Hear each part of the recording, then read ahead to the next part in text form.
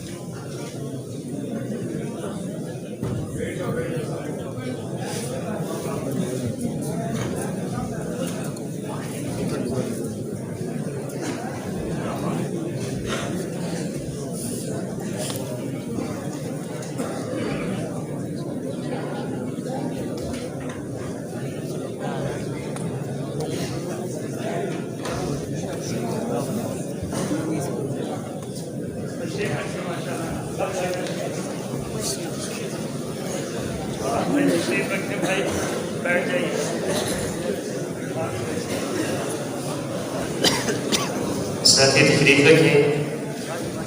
یہ دوست باہر کھڑے ہیں وہ بھی تشریف رکھیں. انشاءاللہ سب کو زیادت ہوگی تو تمام دوستوں سے گزارش ہے کہ وہ تشریف رکھیں تاکہ نظم کے ساتھ یہ پروگرام آگے چلتا رہے. تمام دوستوں سے گزارش ہے کہ وہ تشریف رکھیں. جزاک اللہ.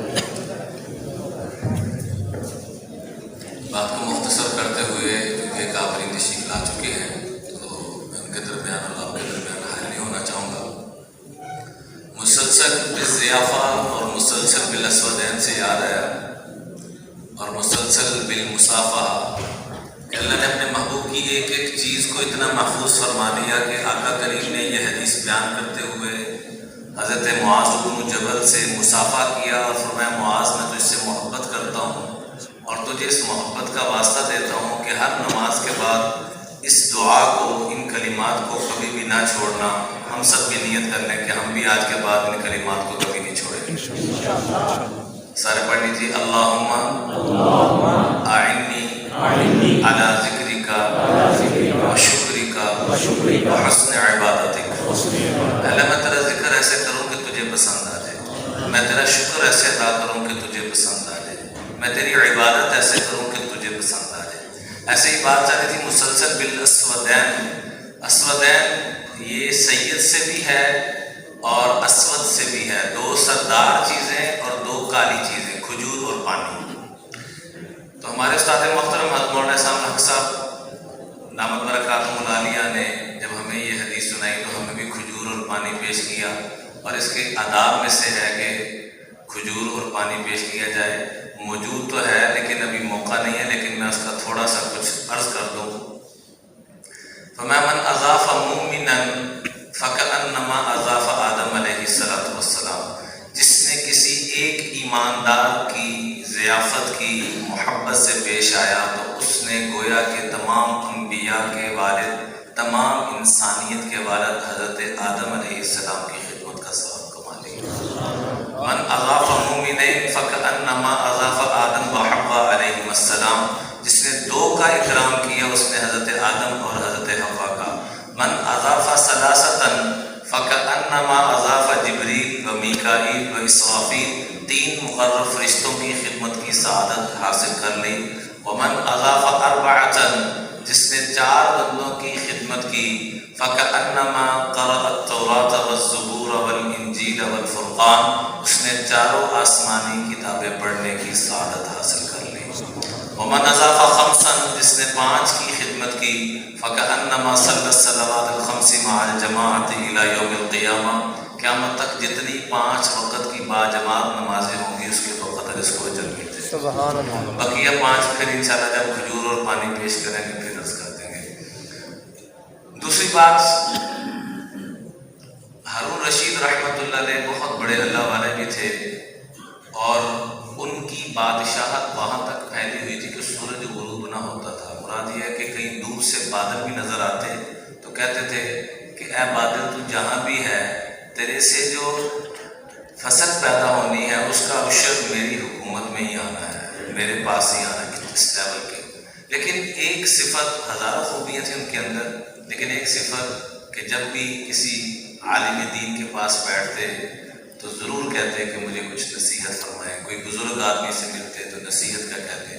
ایک دفعہ راستہ بھٹک گئے، شکار پہ نکلے، راستہ بھٹک گئے تو ایک جھونپڑی میں ایک شخص ملا، تو پیاس کی شدت کا حال یہ تھا کہ اب دنیا سے گئے، اب دنیا سے گئے، اب دنیا سے گئے، اتنی شدید پیاس لگی تھی۔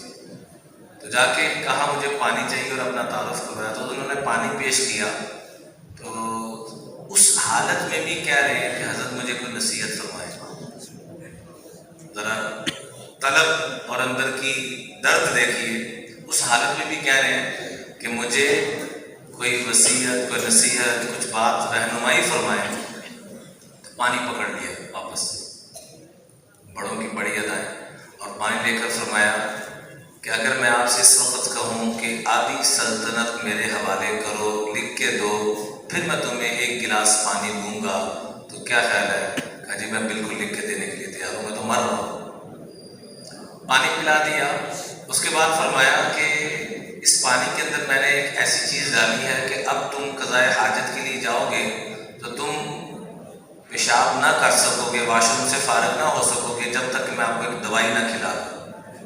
اب میں اگر آپ کو کہوں کہ بقیہ آدھی سلطنت بھی مجھے دے دو تو پھر میں تمہیں وہ دوائی دوں گا، تو کیا خیال ہے تمہارا؟ کہا جی بقیہ آدھی سلطنت بھی دے دوں گا۔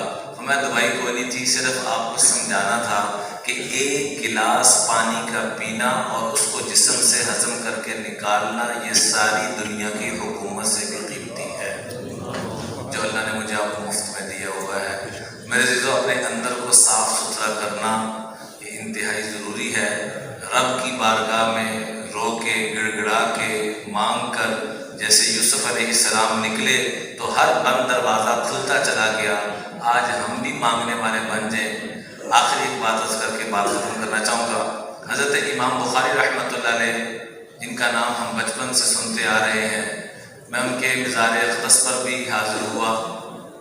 حضرت مولانا عزیز الرحمان ہزاروی صاحب رحمۃ اللہ علیہ حیات تھے تب، ان کے ساتھ قاری میر جلندری صاحب اور کافی ماشاءاللہ 70 کے قریب علماء کا وفد تھا۔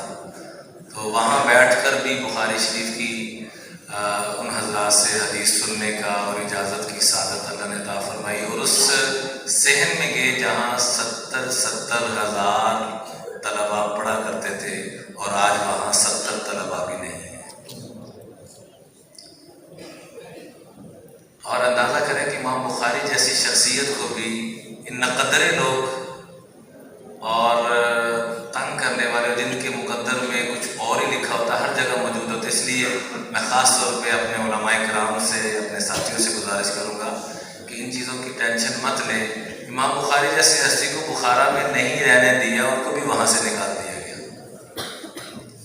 اور امام بخاری رحمۃ اللہ علیہ بچپن میں جب ان کے والد محترم حضرت اسماعیل فوت ہوئے تو کافی عرصہ چھوڑا، لیکن اللہ کی شان، ماں کی دلی تمنا تھی کہ میرا بیٹا حافظ، عالم اور دنیا میں خیر کی تعلیم پھیلانے کا ذریعہ بنے۔ اللہ کو کچھ اور ہی منظور تھا کہ اس حد تک پھیلائے کہ جس کا کوئی تصور بھی نہیں کر سکتا۔ لیکن ابتدا میں آزمائش کیا آئی کہ امام بخاری رحمۃ اللہ علیہ ایک تو یتیم ہو گئے، دوسرا نابینا ہو گئے، ایک یتیم ہو گئے اور دوسرے نمبر پہ نابینا ہو گئے۔ تو ایک ہی چارہ تھا کہ رب سے رو رو کے مانگا جائے۔ مانگا تو رب نے خواب کے اندر حضرت ابراہیم علیہ السلام تشریف لائے اور آ کے مبارک دی کہ آپ کے بیٹے کی رب نے بینائی واپس فرما دی ہے۔ تو رو کے مانگنا بند دروازوں کو بھی کھلوا دیتا ہے۔ میں چونکہ ابھی حرمین سے ہی واپس آ رہا ہوں، یقین کریں اتنا رونا آ رہا تھا وہاں کہ طواف 10 منٹ میں 12 منٹ میں آرام سے طواف ہو رہا ہے، یعنی رش نہ ہونے کے بقدر۔ پہلے زمزم 20 لیٹر لانے کی اجازت ہوتی تھی، پھر 10 لیٹر پہ آیا، پھر 5 لیٹر پہ آیا، اور آج جب میں واپس آیا ہوں تو 1 لیٹر بھی لانے کی اجازت نہیں تھی۔ کیا زمزم کم ہو گیا؟ ہماری نقدریاں زیادہ ہو گئی ہیں، ہماری قدر کم ہو گئی ہے، زمزم کم نہیں ہو گیا۔ تو میرے عزیزو، علماء کی، علم دین کی جتنی قدر کریں گے اللہ تعالیٰ کی طرف سے اتنی رحمتیں، اتنی راحتیں، رحمتیں، برکتیں نصیب ہوں گی۔ میں آخر میں اپنے برادر کبیر جن کے میرے اوپر بے شمار احسانات ہیں، ان کے بڑے بھائی جنید جمشید مرحوم کے، اور جنید جمشید مرحوم اللہ ان کی قبر کو منور فرمائے، یہاں ہمارے پاس کئی دفعہ پروگرام میں سیالکوٹ میں تشریف لائے، تو آج اسی محبت میں ہمایوں جمشید صاحب بھی اسپیشل اسلام آباد سے سفر کر کے تشریف لائے۔ میں ان کو دعوت دینے سے پہلے بس ایک بات عرض کرنا چاہوں گا کہ جنید بھائی مجھ سے کئی دفعہ یہ بات کہتے ہوئے رو پڑے کہ یار میرے سے بڑھ کر میرے چھوٹے بھائی کی قربانی زیادہ ہے۔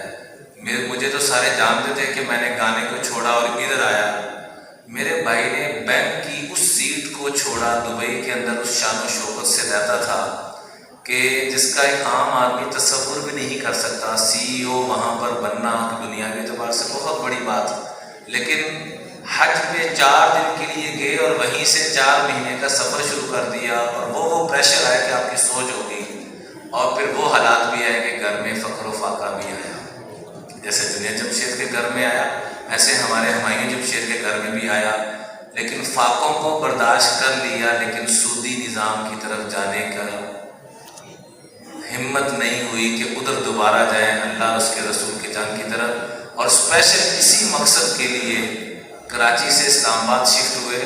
اور یقین کریں کہ کبھی یہ پرائمری کے اسکول کے بچوں کی جا کے ذہن سازی کر رہے ہیں، اور کبھی چیف آف آرمی اسٹاف کی جا کے ذہن سازی کر رہے ہیں، اور کبھی وزیر اعظم کی کر رہے ہیں، کبھی مدارس میں کر رہے ہیں، اور منت کر رہے ہیں کہ اگر ریاست مدینہ قائم کرنی ہے، جا کے بادشاہوں کو، وزراء کو یہ بات سمجھانا، اللہ نے ان کو ملکہ دیا کہ اگر ریاست مدینہ قائم کرنی ہے تو سودی نظام پر یہ کبھی قائم نہیں ہو سکتی،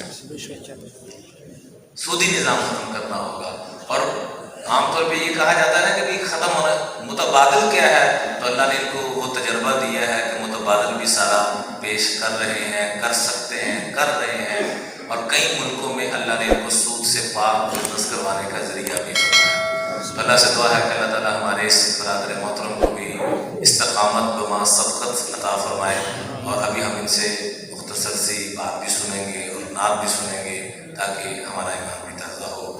میں اپنے انتہائی قابل احترام بڑے بھائی ہمایوں جمشید صاحب کو دعوت دیتا ہوں کہ تشریف لائیں اور اپنے خیالات میں